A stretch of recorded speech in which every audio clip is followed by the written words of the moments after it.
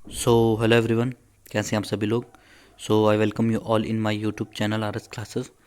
तो आज की वीडियो में हम डिस्कस करने वाले हैं जो नाइन्थ क्लास की एनसीईआरटी होती है उसकी हम फर्स्ट चैप्टर जो मैटर इन आर सराउंडिंग है उसको डिस्कस करने वाले हैं। और उसमें हम जो इम्पोर्टेंट क्वेश्चंस बनते हैं एग्ज़ाम के पॉइंट ऑफ व्यू से उसको देखने वाले हैं। जैसे आप सभी को पता ही होगा कि जो सी डी एस के और एस एस सी जो सी जी एल के हैं उनके फॉर्म आ चुके हैं। तो उसी के रिगार्डिंग हम ये वीडियो बना रहे हैं। तो उसमें जो है कि साइंस का बहुत बड़ा रोल प्ले होता है, खासकर कि जो सी डी एस के एग्ज़ाम होते हैं उसमें लगभग 20 to 25 क्वेश्चन साइंस के पूछे जाते हैं। और जो सारे साइंस के क्वेश्चन होते हैं वो हमारे जो नाइन्थ और टेंथ की जो एन सी आर टी होती है उस पर बेसिस होते हैं।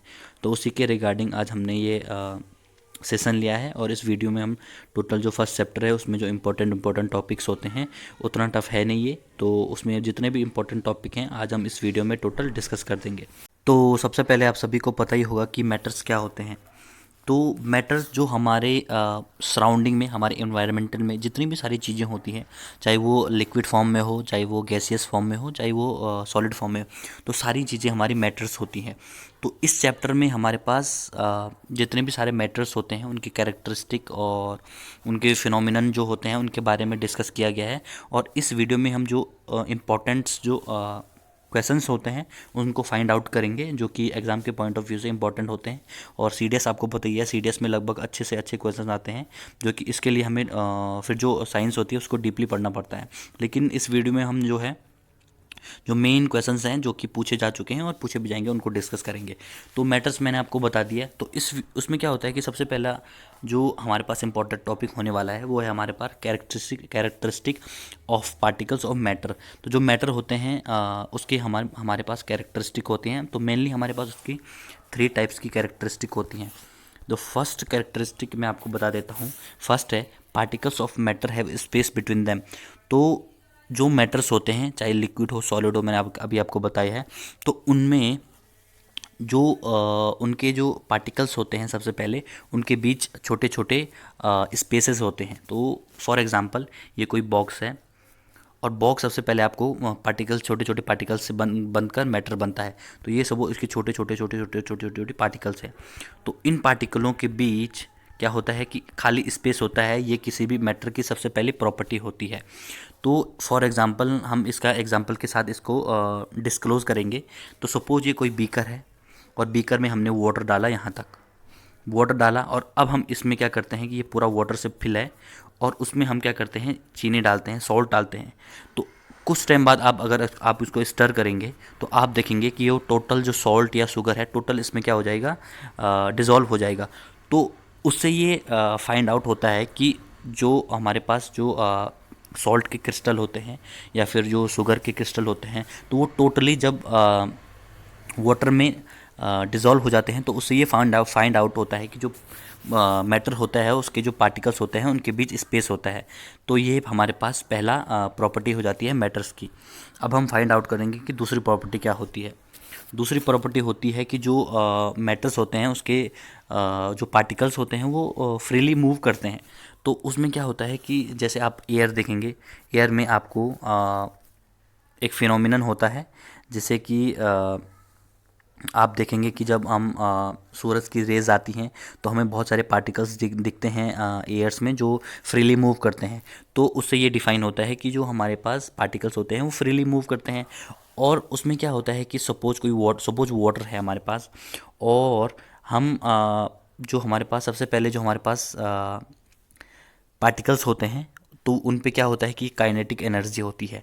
और हमेशा एग्ज़ाम्स के पॉइंट ऑफ व्यू से इम्पोर्टेंट होता है ये क्वेश्चन कि काइनेटिक एनर्जी जो होती है वो हमारे हमेशा टेम्परेचर के प्रोपोर्शनल होती है। तो जितनी ज़्यादा हमारे पास टेम्परेचर को हम इंक्रीज़ करेंगे उतनी हमारे पास काइनेटिक एनर्जी इंक्रीज़ होगी। तो इसमें क्या होता है कि काइनेटिक एनर्जी होती है हमारे किसमें, मैटर्स में, मैटर्स के पार्टिकल्स में हमारे पास काइनेटिक एनर्जी होती है और वो फ्रीली मूव करते हैं हमारे किसके इन्वायरमेंट के चारों ओर। तो दूसरी ये उसकी प्रॉपर्टी हो जाती है। अब थर्ड प्रॉपर्टी को देखते हैं। थर्ड प्रॉपर्टी क्या होती है हमारे पास, particles of matter attract each other. तो ये जो पार्टिकल्स होते हैं वो उनके बीच क्या करता है, एक फोर्स लगता है जिससे कि ये आप एक दूसरे को बांधे रखते हैं। जैसे आप सॉलिड देखेंगे, कोई सॉलिड रहता है, आप इसको ईजिली से क्या करने तोड़ नहीं सकते, क्योंकि इनके बीच आप एक आयरन रॉड लेंगे।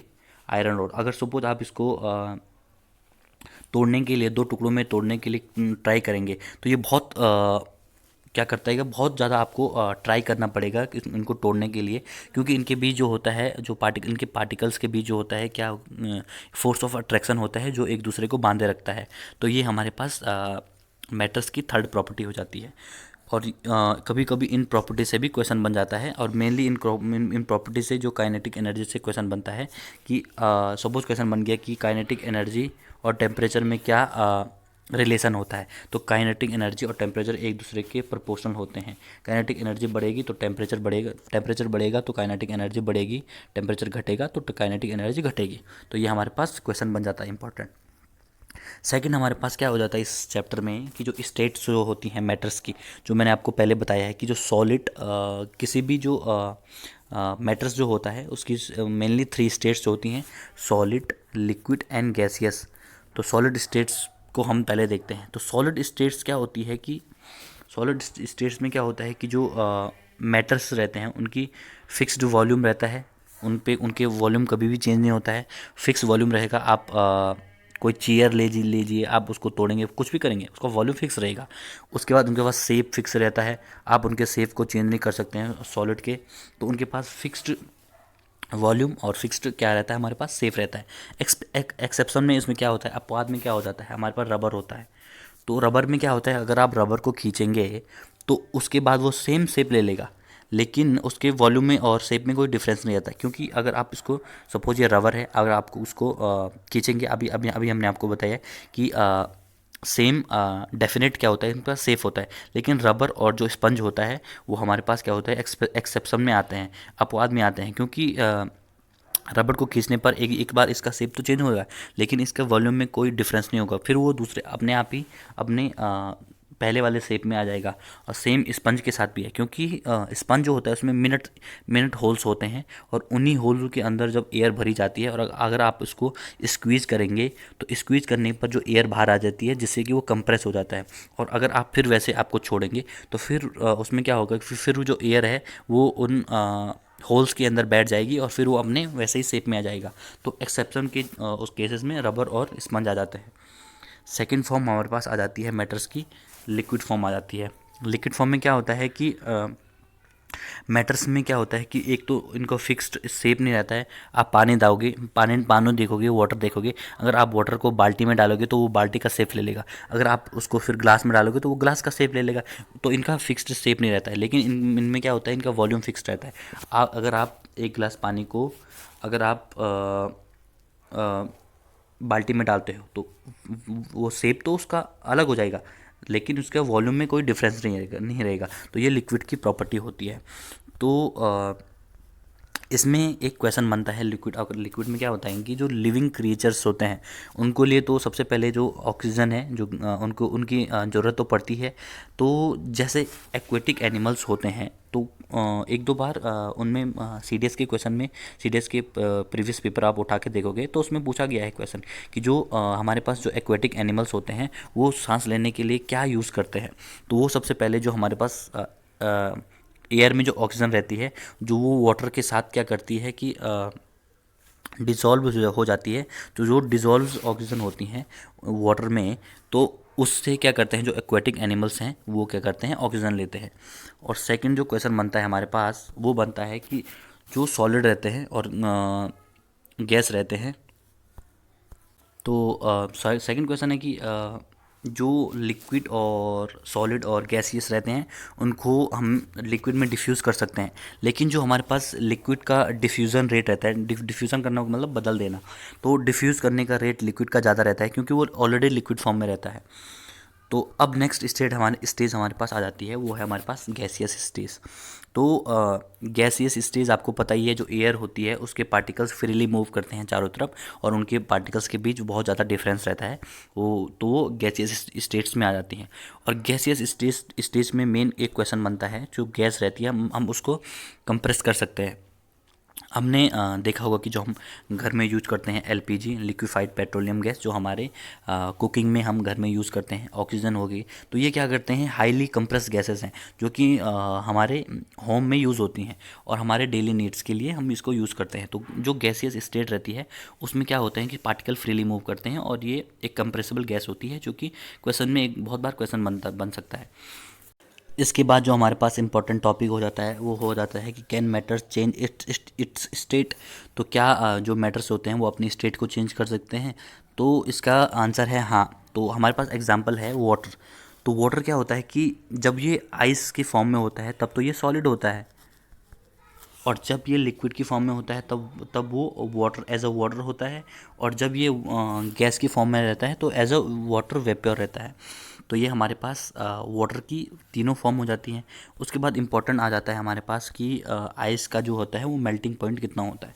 तो 273 अप्रॉक्सीमेशन हो जाता है। वैसे तो 1.15 होता है, लेकिन अप्रॉक्सीमेशन के रूप में हमारे पास 273 केल्विन हमारे पास इसका मेल्टिंग पॉइंट आ जाता है।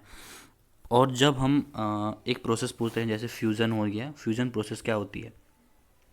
तो फ्यूज़न जो प्रोसेस होती है हमारे पास, सॉलिड स्टेट को लिक्विड स्टेट में चेंज होने की इस प्रोसेस को हम फ्यूज़न प्रोसेस कहते हैं। एक बार फिर से बोल देता हूँ मैं, सॉलिड स्टेट को लिक्विड स्टेट में चेंज होने की जो प्रोसेस होती है उसको हम फ्यूज़न प्रोसेस कहते हैं। तो फिर एक फार्मूला हो जाता है कि जो 100 डिग्री सेल्सियस होता है, डिग्री सेल्सियस को और केल्विन में चेंज करने की प्रोसेस, तो इसको क्या करते हैं हम 273 में केल्विन में प्लस 100, ये हो जाएगा हमारे पास 373 केल्विन। अगर हमने सेल्सियस को केल्विन में चेंज करना है, तो जैसे 0 degree Celsius equal to 273 kelvin. तो ये हमारे पास कोई बहुत बार क्वेश्चन आ जाता है। थर्ड हमारे पास क्या होता है, सब्लिमेशन किसे कहते हैं, ऊर्ध्वपातन किसे कहते हैं? तो जब हम क्या करते हैं कि किसी भी सॉलिड को, सपोज आपने कपूर देखा होगा, आपने जो हमारे पास घर में पूजा एज अ पूजा के रूप में हम यूज़ करते हैं उसको। तो कपूर क्या होता है, हमारे पास सॉलिड फॉर्म में होता है, लेकिन जब हम इसको बर्न करते हैं तो ये सीधे टोटली गैस में चेंज होता है, लिक्विड फॉर्म में होता ही नहीं है। तो जब कोई भी सॉलिड विदाउट लिक्विड में चेंज हुए सीधे गैस में चेंज हो जाता है तो उसको हम सब्लिमेशन कहते हैं। तो इस प्रोसेस को सब्लिमेशन कहा जाता है, सॉलिड से सीधे गैस में चेंज होने वाली की प्रोसेस को। उसके बाद हमारे पास नेक्स्ट प्रोसेस होती है डिपोजिशन, जिसे निक्षेपण कहते हैं। तो निक्षेपण प्रोसेस में क्या होता है कि इसका वॉइस वर्सा होता है, गैस का सॉलिड में चेंज होना हम डिपोजिशन कहते हैं। तो वॉइस वर्सा हो जाए, गैस का सॉलिड में चेंज होना डिपोजिशन कहलाता है। तो बहुत बार एग्जाम्स में ये एज अ मिलाने के लिए दिया जाता है, जैसे डिपोजिशन प्रोसेस होगी तो इससे मिलाओ, ऐसे अक्रॉस वाला क्वेश्चन बन जाता है इससे। तो उसके बाद हमारे पास नेक्स्ट प्रोसेस बनती है हमारे पास सॉलिड CO2 की। तो सॉलिड CO2 क्या होता है हमारे पास, सबसे पहले कि ये हाईली कंप्रेस गैस होती है सॉलिड CO2। और ये कई बार क्वेश्चन पूछ दिया जाता है कि जो क्या पता कि कौन से, सपोज हमारे पास लिक्विड है और फिर हमारे पास गैस है और हमारे पास सॉलिड है, तो क्या हम इनको क्या हम किसी भी गैस को कंप्रेस कर करके इनको फॉर्म को चेंज कर सकते हैं, या फिर हम इसको लिक्विड फॉर्म में या फिर हम इसको सॉलिड फॉर्म में चेंज कर सकते हैं? तो ऐसा हम कर सकते हैं। तो सपोज़ कोई ये छोटे छोटे पार्टिकल्स हैं और हम इसको कंप्रेस करते हैं। मैंने आपको बता दिया जो गैस होती है वो हाईली कंप्रेस गैस होती है। तो अगर हम इसको कंप्रेस करते करते हैं तो इसके जो पार्टिकल्स होते हैं वो एक दूसरे के नज़दीक आते रहते हैं। तो जैसे CO2 हो गया, इसको कंप्रेस करके हम इसको सॉलिड फॉर्म में बदल सकते हैं, और इसकी सॉलिड फॉर्म को ही हम ड्राई आइस कहते हैं। तो ड्राई आइस होती है वो सॉलिड CO2 होती है। तो हम कंप्रेस कर करके किसी भी गैस को सॉलिड में बदल सकते हैं, ये एक हमारे पास प्रोसेस होती है। तो थर्ड हमारे पास जो इम्पोर्टेंट, नेक्स्ट हमारे पास जो इम्पोर्टेंट हो जाता है वो क्या हो जाता है, ये मैंने आपको सर्कल बना दिया है। तो इसमें आपको क्लियरली विजिबल नहीं होगा, तो मैं आपको प्रोसेस बता देता हूँ होता क्या है। तो सबसे पहले मैंने आपको सब्लिमेशन और डिपोजिशन मैंने आपको बता दिया है। सब्लिमेशन में क्या होता है कि सॉलिड को गैस में चेंज करने की प्रोसेस को हम सब्लिमेशन कहते हैं, और गैस को सॉलिड में जो वाइस वर्सा होती है उसको हम डिपोजिशन कहते हैं। अब हो गया हमारे पास सॉलिड को लिक्विड में चेंज करने वाली प्रोसेस। तो सॉलिड को लिक्विड में चेंज करना मैंने आपको ये बता दिया फ्यूज़न कहलाता है, और लिक्विड को सॉलिड में चेंज करने की प्रोसेस को हम कहते हैं सॉलिडिफिकेशन। आप सॉलिडिफिकेशन से आप सॉलिड को कनेक्ट कर सकते हो। तो लिक्विड को सॉलिड में चेंज करने वाली प्रोसेस सॉलिडिफिकेशन होती है। नेक्स्ट हमारे पास हो जाता है लिक्विड को गैस में चेंज करने वाली प्रोसेस। तो लिक्विड को गैस में चेंज करने वाली प्रोसेस को हम वेपर कहते हैं। जब हम आग जलाते हैं तो लिक्विड सीधे गैस में चेंज हो जाता है। सपोज हम पानी है, पानी को हमने आग जलाई और पानी को हमने गैस में टोटल चेंज, वाटर वेपर में चेंज कर दिया, तो उसको हम वेपोराइजेशन कहते हैं। और गैस को हम लिक्विड में चेंज करना कंडेंसेशन कहते हैं। इसको कहते हैं हम कंडेंसेशन। तो कंडेंसेशन मेथड को कहते हैं हम गैस को लिक्विड में चेंज करना।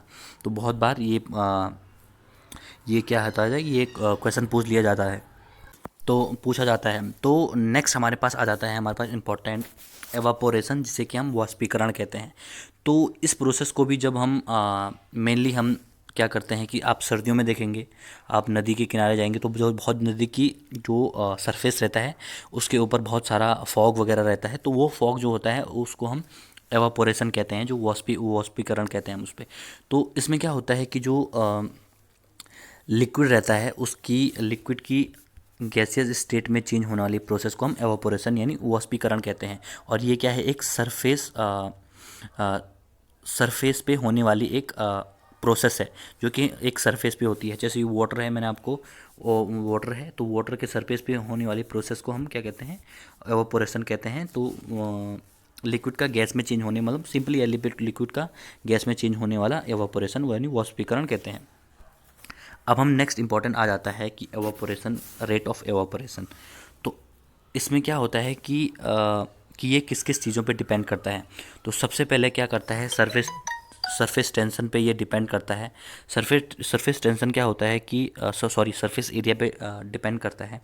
तो सरफेस एरिया, अगर कोई लिक्विड है, सपोज ये वाटर है, हमने इतना सरफेस है, तो अगर हम इसका सरफेस को थोड़ा यहाँ तक बढ़ाएंगे तो इसकी वेपर में चेंज होने की प्रोसेस बढ़ जाएगी।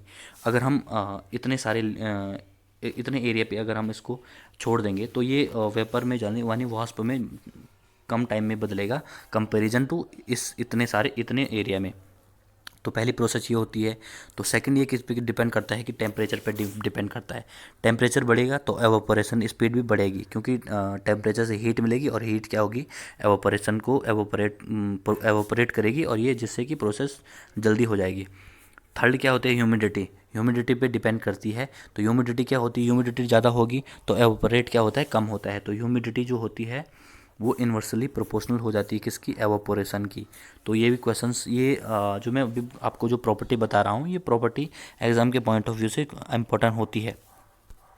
फोर्थ जो होती है हमारे पास, विंड स्पीड जो होती है। तो विंड स्पीड जितनी ज़्यादा होगी हमारे पास एवापोरेशन उतना ज़्यादा होगा, वाष्पीकरण ज़्यादा होगा। सपोज इसका एग्जांपल है, हम कपड़े डालते हैं, तो अगर हम कपड़े को हम सुखाने डालते हैं, अगर सपोज धूप वाला दिन है तो टेम्परेचर ज़्यादा होगा, जिससे कि हमारे जो कपड़े जल्दी सूखेंगे। अगर ह्यूमिडिटी वाला दिन होगा तो धूप ज़्यादा होगी नहीं, जिससे कि कपड़े सूखने में टाइम लगेगा। और वहीं कंपैरिजन में अगर विंड ज़्यादा चलेगी, तेज़ हवा चलेगी, तो तेज़ हवा की वजह से भी हमारे कपड़े सूखने में कम टाइम लगेगा। तो विंड जो स्पीड होती है वो एवापोरेशन के प्रोपोर्शनल होती है। और जो एवापोरेशन क्या करता है, नेक्स्ट इंपॉर्टेंट हो जाता है हमारे पास, एवापोरेशन कॉजेस कूलिंग। तो एवापोरेशन क्या होता है, एक कूलिंग का फिनोमिना होता है। कि सपोज आप देखते हैं कि सपोज जो एसीटोन होता है, जो हमारा नेल पेंट रहता है, उसका रिमूवर रहता है, उसको हम एसीटोन कहते हैं। तो अगर हम एसीटोन को अपनी हाथ में डालते हैं, सपोज ये हमारा हैंड है और इसको हमने एसीटोन डाला इसमें, तो एसीटोन से क्या होता है कि जो एसीटोन सबसे पहले एक कूलिंग एवापोरेशन होता है, एवापोरेट होता है। और ये जो क्या क्या करता है, जो हमारे पास जो हमारे हाथ की आसपास की एनर्जी रहती है या हमारे इन्वायरमेंट की एनर्जी रहती है उसको एब्जॉर्ब करती है, और वहाँ से जो हमारा हाथ है उसको ठंडा कर देती है। तो ये एवापोरेट होता है, तो जो कि एक कूलिंग कॉज होता है, मीन्स कूलिंग फिनोमिना है एक एवापोरेशन। तो यहाँ हमारा जो फर्स्ट चैप्टर है वो चैप्टर कंप्लीट हुआ। तो आई होप कि आपको पसंद आया होगा। तो अगर आपको पसंद आया है तो और अगर नहीं भी आया है तो अगर नहीं वाले केसेस में आप डिस्क्रिप्शन में मैसेज कर सकते हैं लिंक के, मीन्स वीडियो के डिस्क्रिप्शन में आप मैसेज कर कमेंट कर सकते हैं कि समझ नहीं आए या फिर ऐसी कुछ क्वेश्चन के रिगार्डिंग अगर आपने पूछना होगा तो मैसेज कर सकते हैं या फिर कमेंट कर सकते हैं। तो आज की वीडियो में इतना ही। तो नेक्स्ट वीडियो हम नेक्स्ट चैप्टर को डिस्कस करेंगे, और इस नेक्स्ट चैप्टर में मैं क्या करूँगा कि जो ऑप्शनल क्वेश्चन रहेंगे उन्हीं को डिस्कस करेंगे, ज़्यादा डिटेल डिस्कशन नहीं करेंगे, तो क्योंकि ये वीडियो कुछ ज़्यादा ही लंबी हो रही है। So thank you. और ये सारे जो नोट हैं वो हैंड राइटिंग नोट हैं जो मैंने अपने हाथों से बनाई हैं, तो राइटिंग का इतना इश्यू होगा पर समझ नहीं आ रहा होगा, लेकिन मैं आपको जितना समझाना होगा उतना समझा रहा हूँ। So thank you.